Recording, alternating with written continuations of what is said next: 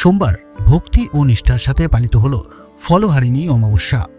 জ্যৈষ্ঠ মাসের কৃষ্ণপক্ষের এই অমাবস্যা তিথি বিশেষ তাৎপর্যপূর্ণ বলে মনে করেন আপামর বঙ্গবাসী।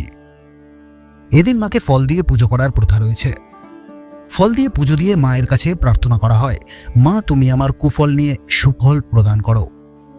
এজন্য মাকে আজ ফল দিয়ে সাজানো হয়েছিল। এই বিশেষ তিথিতে তারাপীঠে ভক্তের ভিড় লক্ষ্য করার মতো। দূর দূরান্ত থেকে এদিন ভক্তরা এসেছেন, পুজো দিয়েছেন। সকাল থেকেই জয় মা তারা ধ্বনিতে মায়ের মন্দির মুখরিত হয়ে উঠেছিল। এদিন ভক্তরা যেন সুষ্ঠুভাবে পুজো দিতে পারে সেক্ষেত্রে বিশেষ নজরদারি রেখেছিলেন মন্দির কমিটি, তারামা সেবায়ত সংঘ থেকে পুলিশ প্রশাসন ও স্বেচ্ছাসেবীরা।